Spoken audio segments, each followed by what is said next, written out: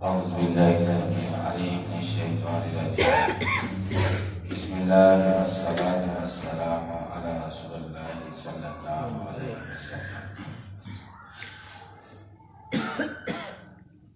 بنی اسرائیل کی قوم کا تذکرہ شروع تھا سورہ بقرہ میں. تو اللہ رب العزت بنی اسرائیل کی قوم کا تذکرہ کرتے ہوئے امت محمدیہ کو سمجھا رہے ہیں کہ دیکھو جس طرح اللہ رب العزت نے ان پر بہت سارے انعامات کیے، ان کو بڑی فضیلت دی،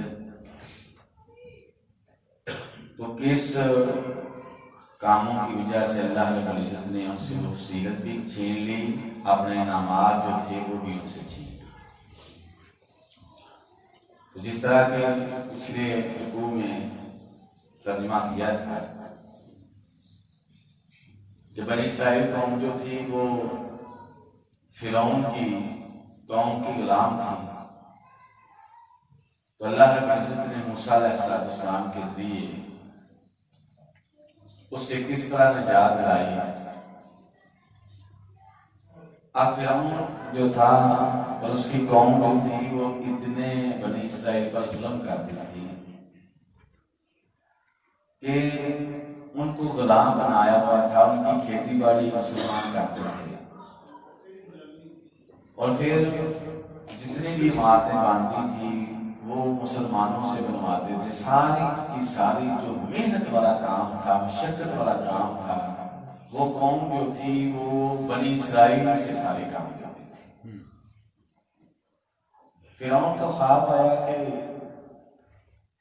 ایک آگ آئی ہے، بیت المقدس سے اس آگ نے جتنے بھی فرعونیوں کے گھر ہیں ان کو جلا دیا ہے، لیکن بنی اسرائیل کے گھروں کو کوئی نقصان نہیں پہنچا. وہ بڑا پریشان ہوا، اس نے نجومیوں کو بلایا کہ میں نے یہ خواب دیکھا ہے، اس کی مجھے تعبیر بتا دو. تو نجومیوں نے کہا کہ بنی اسرائیل میں کوئی ایسا شخص پیدا ہوگا جو تیری حکومت کو بھی تباہ و برباد کرے گا اور تجھے بھی تباہ و برباد کرے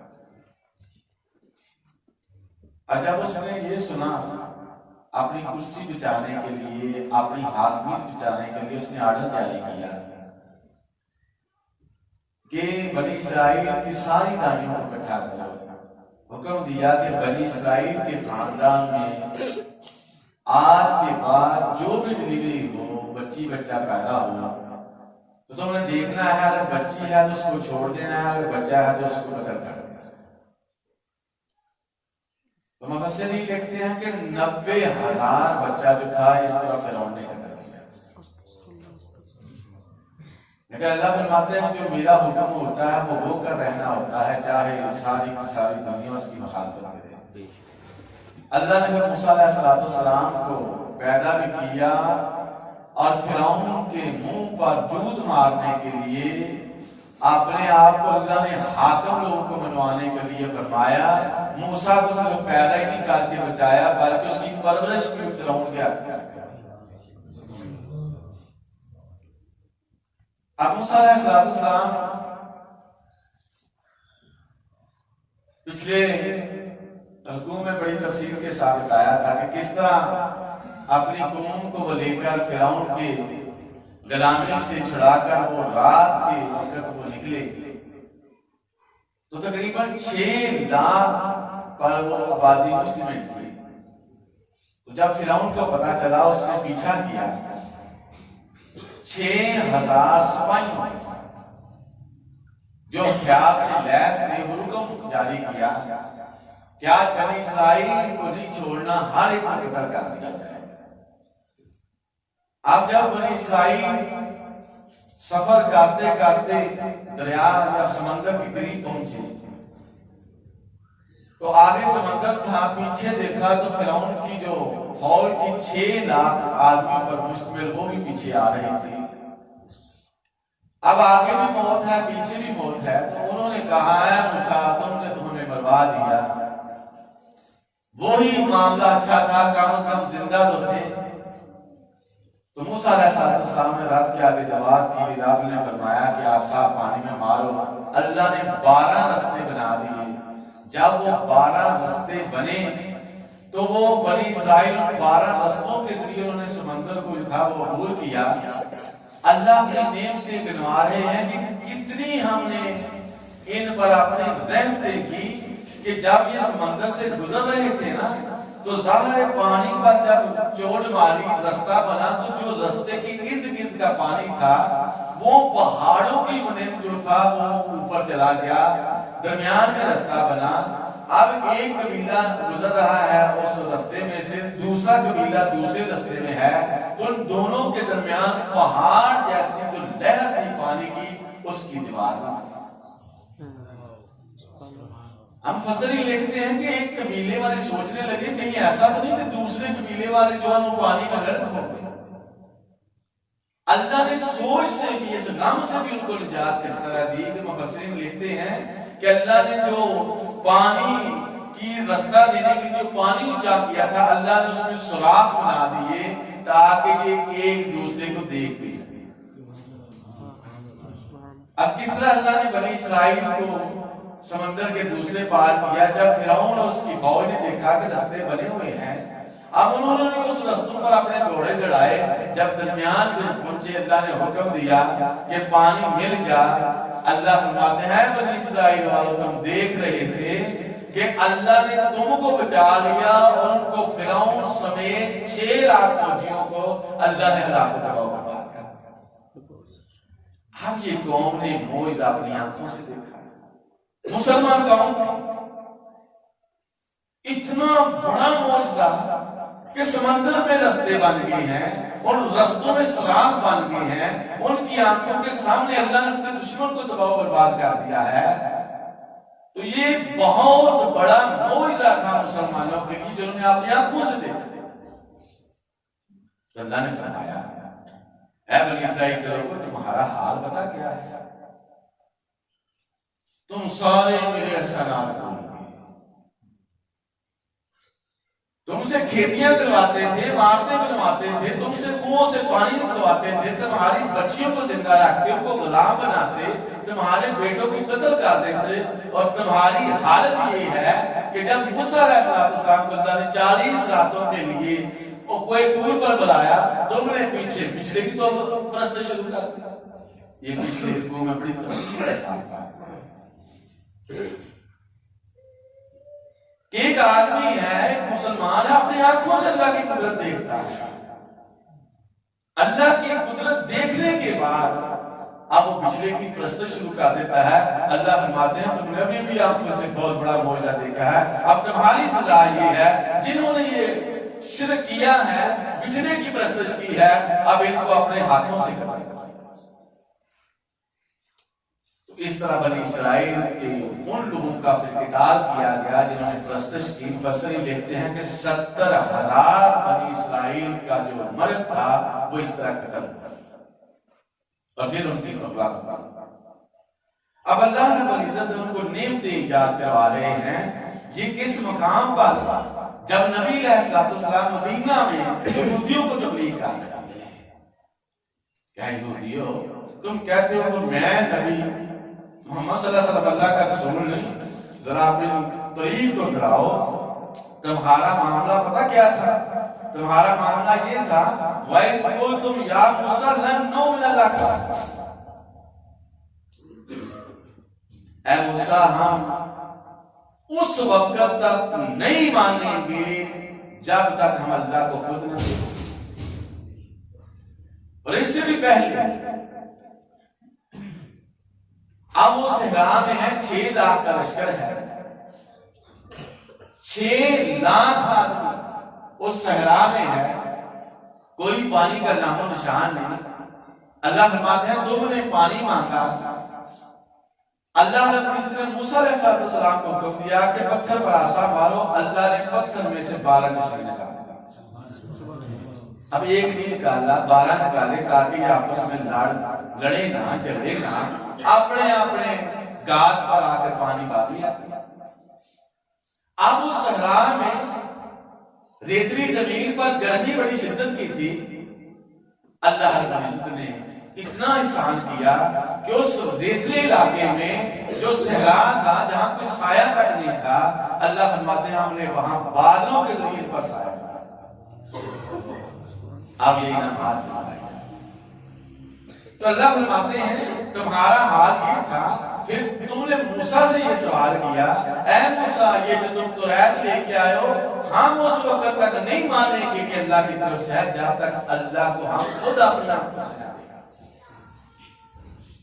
تو اللہ فرماتے ہیں پھر 70 آدمی تھے، اے موسیٰ علیہ السلام تو ان کو ساتھ لے کے آئے۔ تو جب انہوں نے توریت کے احکامات نازل ہوتے ہوئے ان کی آواز سن لی، آواز سننے کے بعد پھر وہ کہنے لگے ہم اس وقت تک نہیں مانیں گے، ہمیں کیا پتا یہ آواز اللہ کی ہے جب تک اللہ کو ہم ظاہر نہ کریں۔ اللہ کا غصہ آیا، اللہ رب العزت فرماتے ہیں اور ایک چیخ آئی، وہ سب کے سب ہلاک۔ اب جب سارے ہلاک ہو گئے، موسیٰ علیہ السلام نے اللہ کے آگے عرض کی، اللہ یہ تو بنی اسرائیل کے سردار تھے، اب سارے کے سارے یہاں فوت ہو گئے ہیں، میں وہاں جا کر کیا جواب دوں گا؟ اللہ رحم فرمائے ان کو زندہ کر۔ تو اللہ فرماتے ہیں اے بنی اسرائیل کے لوگوں، پھر ہم نے تم کو زندہ کیا، ایک زندہ ہوتا دوسرا دیکھ رہا ہوتا، یہ مرا تھا یہ زندہ ہو رہا ہے، اس طرح تم ایک دوسرے کو دیکھ رہے تھے کس طرح مرنے کے بعد تم زندہ ہو رہے۔ اب اللہ فرماتے ہیں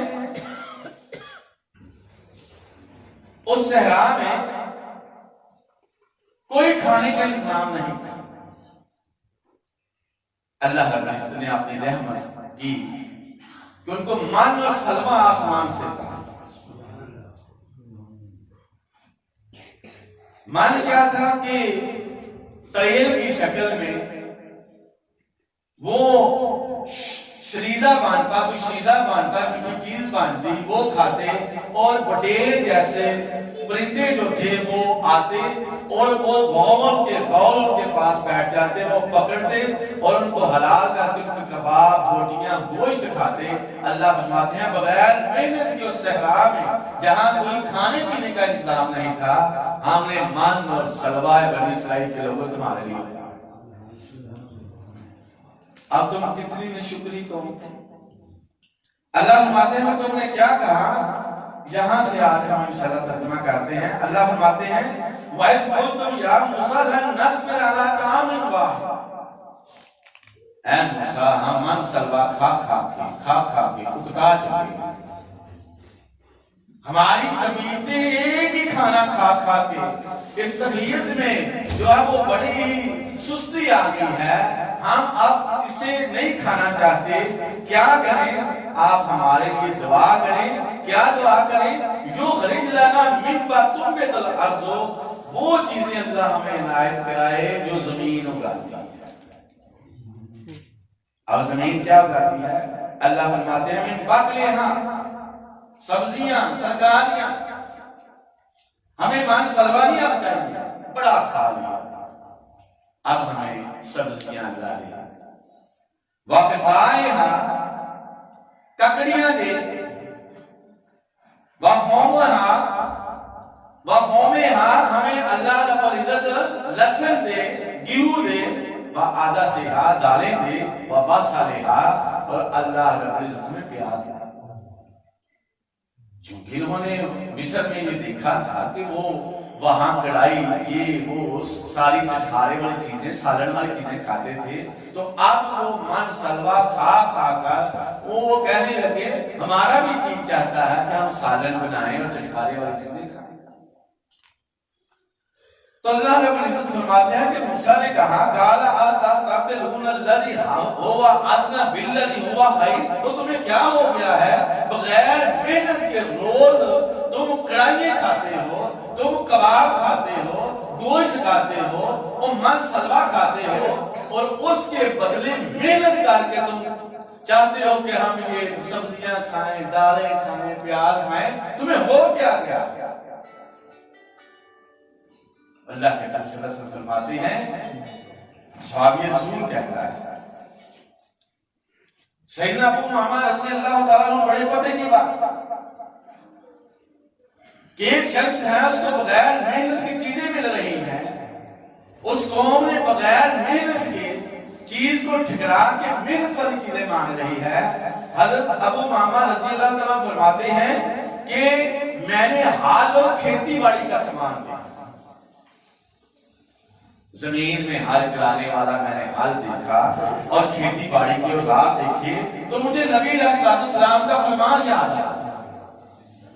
اب وہ فرمان کیا تھا؟ آپ علیہ الصلوۃ والسلام نے فرمایا جس گھر میں کھیتی باڑی کے اوزار آ جائیں، جس گھر میں اناج پیدا کرنے والی مشینری آ جائے، اس گھر میں ذلت اور رسوائی آ جائے۔ صحابہ پریشان کہ ہمارے بھی کئی دلوں میں کھیتی باڑی کا سامان ہے، اوزار ہے۔ آپ علیہ السلام فرماتے ہیں جس گھر میں کھیتی اگانے والے اوزار آ جائیں اس میں ذلت اور رسوائی آ گئی۔ مطلب کیا؟ آپ علیہ السلام فرماتے ہیں اکثر کھیتی باڑی کرنے والے اپنے کام میں اس قدر وہ مغن ہو جاتے ہیں، اس کام میں مغن ہونے کی وجہ سے اللہ کی عبادت سے وہ غافل ہو جاتے ہیں۔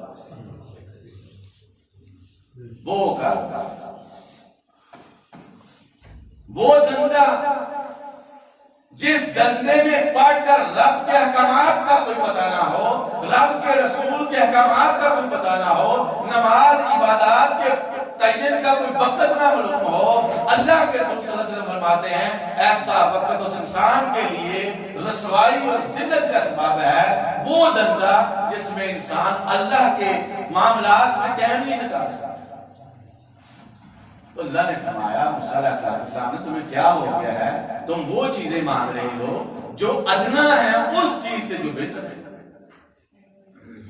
ہمیں بھی سوچنا پڑے گا کہ ہم بھی ایسے کام اتنے مگن نہ ہوں کاروبار کہ نہ ہمیں نماز کی ہوش ہو، نہ ہمیں قرآن مجید پڑھنے کی ہوش ہو، نہ اللہ کے احکامات جاننے کی ہوش ہو، نہ کہیں درس تدریس سننے کی ہوش ہو۔ تو وہ کام جو پوری لگن کے ساتھ ہم کرتے ہیں اس میں وقت دین کے لیے نہیں ملتا۔ اللہ کے رسول صلی اللہ علیہ وسلم نے ایسے کام کو وہ ذلت والا کام کہا ہے۔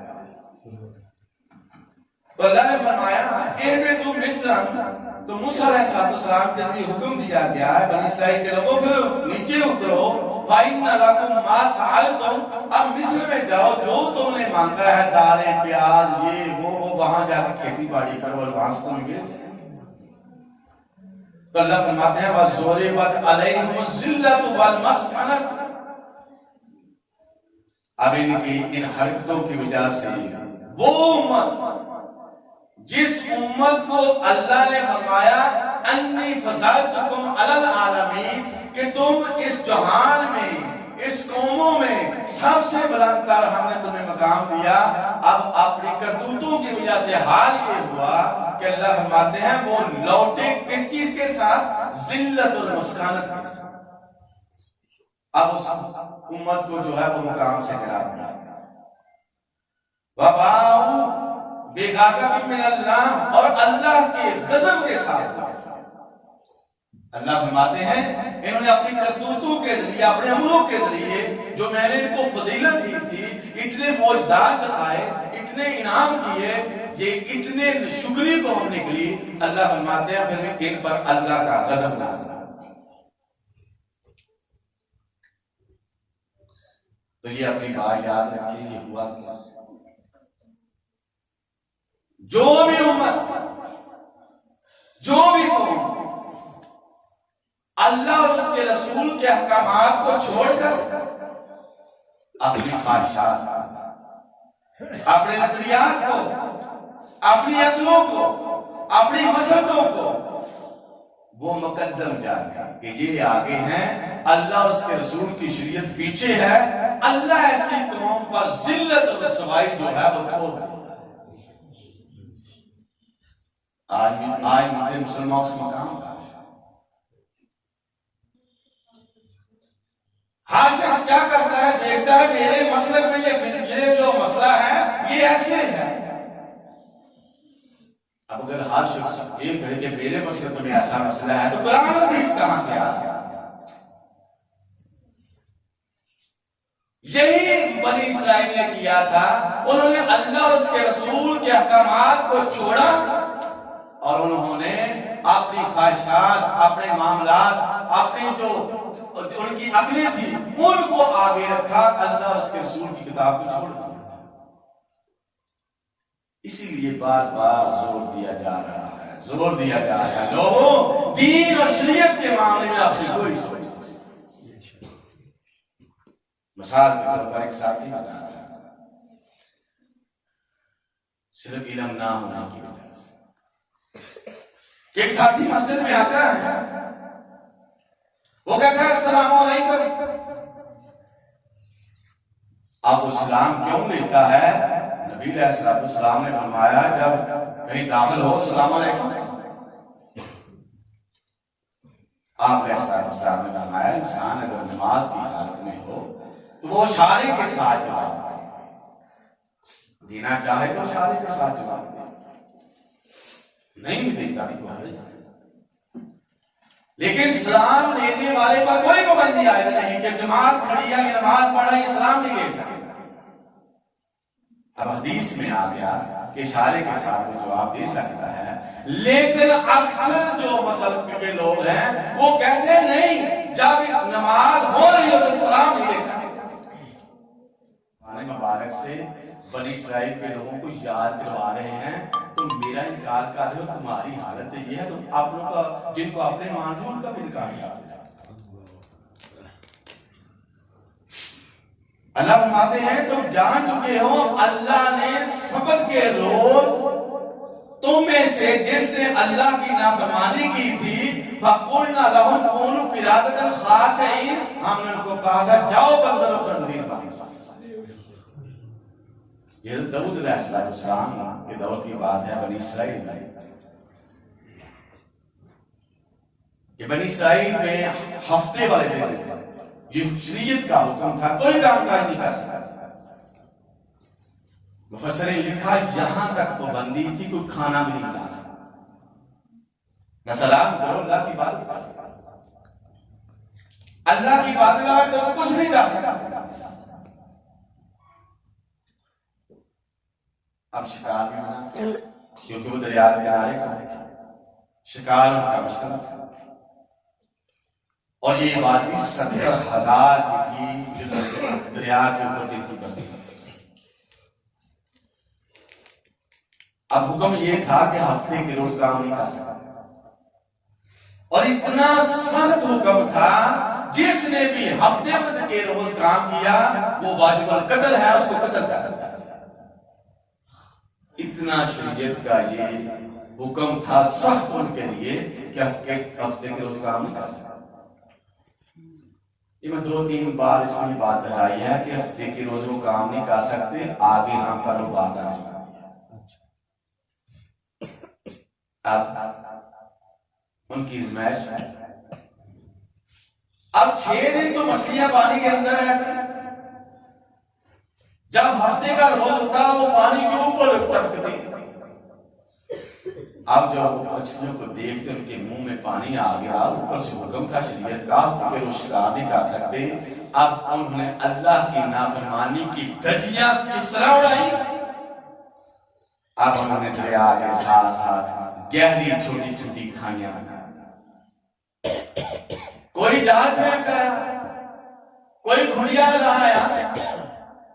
اب ہفتے کے روز مچھلیاں اوپر اچھلتی، وہ جو ساتھ بڑے بڑے ہوتے ان میں جا گرتی، کچھ جالوں میں آ جاتی، کچھ کھنڈیوں میں لگ جاتی.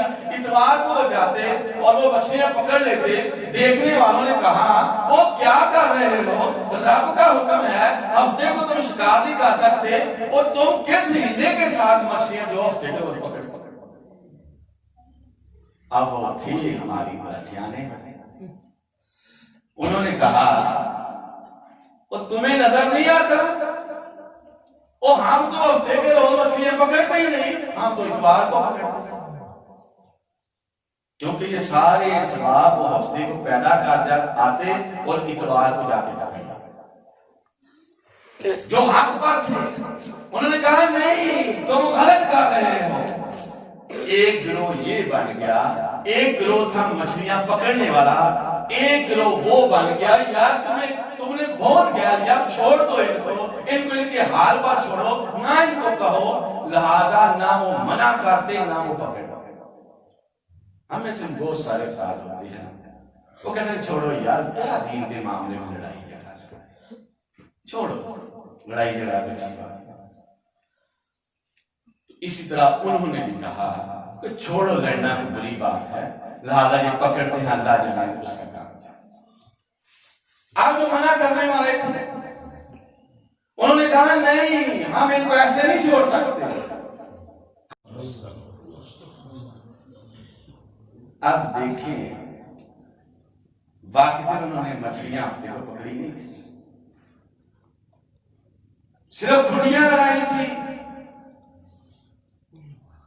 اور پکڑتے اتوار کو تھے لیکن ہیلا نکال کر رب کی نافرمانی کی اللہ فرماتے ہیں ہم نے پھر ان کو بندر و خنزیر بنا دیا۔ اے امت محمدیہ کے لوگوں اگر تم نے رب کے احکامات میں کسی قسم کا کوئی ہیلا ڈال کر میری نافرمانی کی تمہارا بھی میں وہ حال کروں گا جو بنی اسرائیل کا جمعے کا بکا امت محمدیہ پر اتنے ہی نام کہا جمعے کے دن کام کرو کھانے بناؤ کوئی رکاوٹ نہیں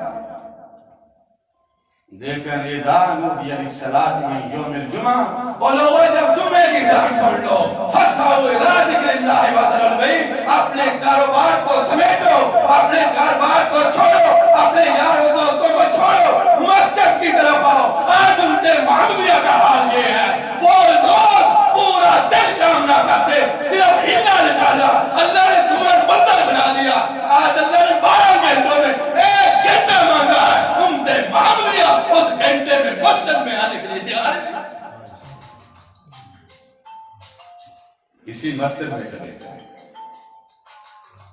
اللہ کے بندوں کو کہتے تھے نحنو ابناء اللہ ہم اللہ کے کہتے ہیں جو چاہے کریں اللہ ہمیں کچھ نہیں کہے گا۔ اللہ کے بندوں اللہ نے اپنے قانون کو ان پر بنایا ان کو بندر اور خنزیر بنا دیا۔ آج ہم ان 12 دن کے گھنٹوں میں 1 گھنٹہ بھی اللہ کے لیے وقف نہیں کرتے اور کہتے ہیں اللہ نے جنت ہی ہمارے لیے بنائی ہے۔ آج اس کتاب کو پڑھنے کے لیے تیار نہیں اب کہتے ہیں مولوی نے دین بڑا سکھا پورا دن کام نہیں کر سکتے تھے جو کام کرتا ختم کر دیا جاتا آج جمعے کی جان ہوتی ہے اور اس قرآن میں واضح حکم ہے اذا نودی للصلاۃ من یوم الجمعہ وہ 1 گھنٹہ ہوتا ہے آج امت محمدیہ 1 گھنٹہ دینے کے لیے تیار ہے۔ اپنے اپنے گریبانوں میں جانتے ہو کہیں ہم پر وہ حالات و واقعات نہیں آگے جو بنی اسرائیل کے لوگوں پر تھے۔ اللہ نے تو بات شروع کر دی امت محمدیہ پر جاؤ اور کس وجہ سے بتا دوں وہ بھی اللہ کو نبی علیہ السلام سے بڑی محبت تھی ہماری محبت بھی اللہ کرے سچی محبت ہو نبی علیہ السلام نے رزق اللہ پچھلی امتیں تو گزری ہیں 1000 سال 500 سال 800 سال حتیٰ کہ حضرت نوح علیہ السلام کی جو عمر ہے وہ مفسرین لکھا ہے 1700 سال اللہ میری امت کی عمر ہم وہ سننا پسند نہیں کرتے اصل بات یہ اللہ فرماتے ہیں فَجَعَلْنَاهَا نَكَالًا لِمَا بَيْنَ يَدَيْهَا ان کو سور اور بندر بنا کر ہم نے کیا کیا نصیحت بنا دیا جو موجودہ لوگ تھے ان کے لیے اور قیامت تک کے لوگ آنے والے ہیں اب اللہ فرماتے ہیں وَإِذْ قَالَ مُوسَىٰ ان کی ہٹ درمی دیکھو جب اللہ نے حکم دیا ان اللہ یامرکم ان تذبحوا البقرہ، ایک گائے کو ذبح کریں۔ اب یہ واقعہ یوں ہوا کہ بنی اسرائیل میں ایک امیر نامی شخص تھا، اس کی کوئی نال اولاد نہیں تھی، ایک بیٹی تھی بس۔ اب وہ بیٹی ساری جائیداد اس آدمی بھتیجا ہے، اس کے بعد اس کی بیٹی کی تھی۔ اب بھتیجا لگا، اس نے سوچا اس نے کہ تمہارے کام مرنا ہے، اس نے اس شخص کو قتل کر دیا اس نیت کے ساتھ کہ اس کے قتل کے بعد میں اس کی بیٹی سے نکاح کروں گا، ساری دولت مجھے مل جائے گی، اور لاش کو کسی اور کے دروازے پر چھوڑ آیا تاکہ ان سے فدیے کی رقم بھی لوں گا اور اس طرح میں امیر آدمی بن جاؤں۔ اب جب اس نے قتل کر کے لاش کو کسی دوسرے کے دروازے پر پھینک دیا تو صبح جھگڑا ہوا، وہ کہنے لگا ہمارا قتل انہوں نے کیا ہے، وہ کہنے لگے ہم نے نہیں کیا۔ اس طرح یہ جھگڑا حضرت موسیٰ علیہ السلام کے پاس چلا گیا کہ آپ انصاف کریں۔ آپ علیہ السلام نے اللہ سے دعا کی، اللہ نے حکم دیا کہ گائے کو ذبح کریں، اس کے کسی ایک حصے کو اس لاش پر ماریں، یہ لاش اٹھ کر بتا دے گی مجھے کس نے قتل کیا۔ اب چونکہ بنی اسرائیل کی قوم تھی مسلمان، رہتی تھی مصر میں، فرعون کی غلامی میں، فرعون کی جو قوم تھی وہ گائے کی پرستش کرتے تھے۔ اب یہ گائے کی پرستش تو نہیں کرتے تھے، لیکن ان کے دلوں میں بھی جو گائے کا پرستش کا جو معاملہ تھا وہ عزت پکڑ چکا تھا۔ جس طرح موسیٰ علیہ السلام جب 40 سالوں کے لیے گدھے نے بچھڑے کی پوجا شروع کر دی، تو مقصد یہ تھا کہ اب اس وقت انہوں نے توبہ کی، قتل کر دیا، اب دیکھتے ہیں کہ ان کے دلوں میں گائے کی عزت اب بھی ہے یا نہیں۔ تو اللہ نے حکم دیا گائے کو ذبح کرو اور اس کا ایک ٹکڑا اس لاش پر مارو، تو یہ لاش اٹھ کر بتا دے گی کہ مجھے کس نے قتل کیا۔ اب چونکہ قوم کے دل میں عزت تھی، وہ گائے کو ذبح نہیں کرنا چاہتے۔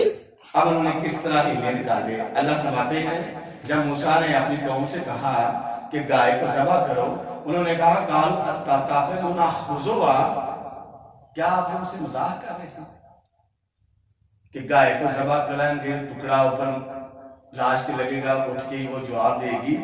موسیٰ علیہ السلام نے فرمایا قال اعوذ باللہ ان اکون من الجاہلین، میں اس شریعت میں اللہ کے احکامات میں مزاح کروں؟ یہ شریعت کے احکامات سے مزاح کرنا یہ جہلوں کا کام ہے، نبی کا کام ہے۔ جس سے یہ بھی بات آتی ہے کسی بھی معاملے میں، دین کے معاملے میں مزاح نہ کرنا، مزاح کرنا جہلوں کا کام ہے۔ انہوں نے کہا کہ ربا کا یبین لنا ما ہی، اب انہوں نے سوال شروع کر دیے کہ ذرا اپنے رب سے دعا کریں، وہ وضاحت کریں کہ گائے کیسی ہونی چاہیے۔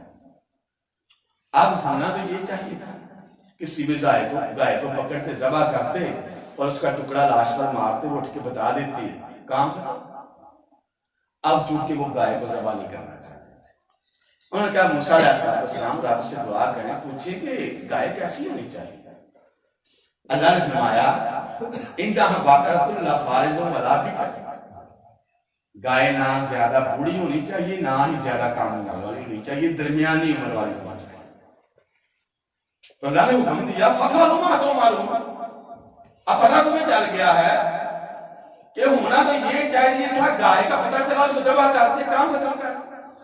اب تم نے سوال کیا ہے، بتا دیا ہے، بوڑھیا بھی نہ ہو، کم عمر بھی نہ ہو، درمیانی عمر کی ہو، اب ذبح کرو اور کام ختم کرو۔ ففعلوا ما تؤمرون۔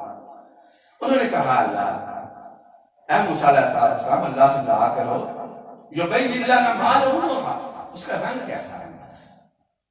اللہ نے فرمایا اب اس کا رنگ زرد ہونا چاہیے۔ اب سوال پوچھتے جا رہے ہیں اور اللہ پھر آگے سے ان کو گراؤ کرا رہے ہیں تاکہ ان کو اور مصیبت پڑے اور اس گائے تک پہنچ جائیں جس گائے کے معاملے میں جس زیادہ اس کو مقدس جانتے ہیں۔ اللہ نے فرمایا اس گائے کا رنگ زرد ہونا چاہیے۔ قالوا ادع لنا ربک یبین لنا ما ہی، انہوں نے کہا اپنے رب سے دعا کیجئے موسیٰ علیہ السلام، اور وضاحت اللہ کرے ان البقرۃ شابہ علینا، یہ بات کو ہمیں پوری طرح واضح نہیں ہوئی کہ وہ گائے کون سی. اگر اللہ ہمیں مزید بتائے گا تو ہم انشاءاللہ ضرور بیان کریں. اللہ نے فرمایا وہ گائے ایسی ہو کہ جو گائے جس گائے سے کبھی مشقت نہ لی گئی ہو، تسیر الارض، جس نے کبھی زمین میں ہل نہ چلایا ہو، ولا تسقی الحرث، کبھی اس نے کھیتی کو پانی دینے کے لیے کھوہ میں نہ جھپی ہو، مسلمۃ لا شیۃ فیہا، اور بے داغ ہو. اب وہ کہنے لگے قالوا الآن جئت بالحق، اے موسیٰ علیہ السلام آپ تو صحیح بات لایا ہے. فذبحوہا، اللہ فرماتے ہیں انہوں نے ذبح تو کی، وما کادوا یفعلون، لگتا تھا ایسے جیسے یہ ذبح کرنے والے. تو جب اس ساری نشانیاں بتائی گئی تو مفسرین لکھتے ہیں کہ گائے ایسی تھی جو غریب آدمی کے پاس تھی، لیکن وہ ماں کا بڑا فرما بردار تھا.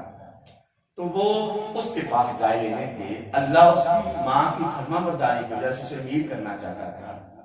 تو انہوں نے کہا کہ آپ ہمیں گائے جو ہے وہ دے دیں. اس نے انکار کیا، وہ قیمت بڑھاتے گئے، وہ انکار کرتا گیا، حتیٰ کہ اس گائے کی قیمت یہ ہوئی کہ اس کی حلال کر کے اس گائے کو اس کی کھال میں جتنا سونا آ جائے، جتنا سونا بھرا جائے وہ اس کی قیمت ہوگی. اس قیمت کی بنا پر وہ گائے کو خریدا گیا. اللہ فرماتے ہیں جب گائے کو خریدا گیا وَقُلْنَا اضْرِبُوهُ بِبَعْضِهَا، تو اس کی ایک حصے کو جب اللہ نے حکم دیا کہ اس کو مارو، كَذَلِكَ يُحْيِي اللَّهُ الْمَوْتَىٰ وَيُرِيكُمْ آيَاتِهِ لَعَلَّكُمْ تَعْقِلُونَ.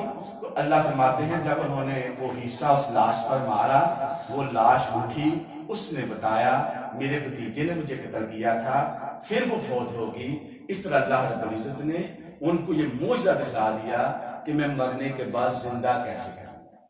اب اتنا بڑا معجزہ دیکھا اس کو، معجزہ دیکھ لینے کے بعد پھر وہی لاتوں نہیں مانیں گے، نہیں مانیں گے، نہیں مانیں گے، نہیں عمل کریں گے، نہیں عمل کریں گے، نہیں عمل کریں گے.